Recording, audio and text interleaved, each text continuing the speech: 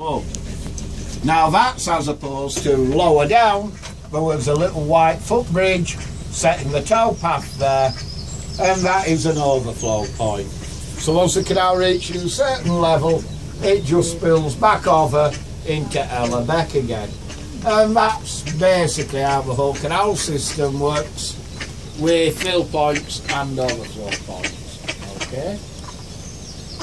Now, this stretch of canal was built by the castle up there in the 1790s to get limestone from its quarry, what's about a mile straight up behind us, down and onto the canal system, and then away out of town to wherever it were wanted. Now, to do that, originally they came up with this rather grand plan, using the big stone archways right at the very top. Now what they used to do, they used to bring it to the top of there, tip it down some great big long chutes, into the boats waiting down here below. Well, after they sank a couple of boats and damaged countless more of them severely, we finally figured out that that was far too high and they'd have to lower it down. So they lowered it just to the top of this stone wall, what's underneath all this ivy and stuff. Then they put 4 chutes in again.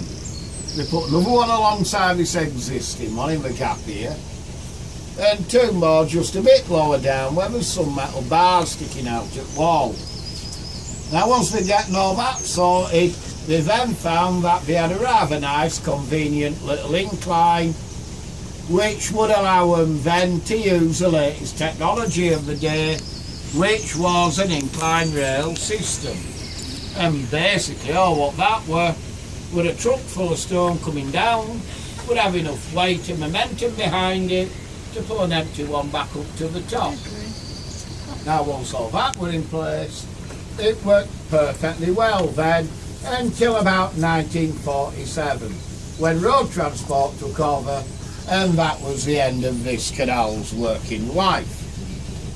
Now another thing about this stretch of canal is the towpath it's sent up there. Now that is as high and as steep just about on the other side as it is this, and it's also only very narrow. It's only about 2 people wide. So because of all that, they decided that were far too dangerous for the horses to pull the boats along. So they got a man to do that instead. The theory being there that if he fell off and broke an arm or a leg, well, we can just get shut of him. If it's an horse, it's going to cost a fortune to buy a new one. And they weren't so keen on that idea. Anyway, one of the guys who used to do that job got the nickname round town of Tommy Often. The reason why he got that nickname is quite simply a case of everyone in town knew they charged 6pence to pull the boat up and back. But no one could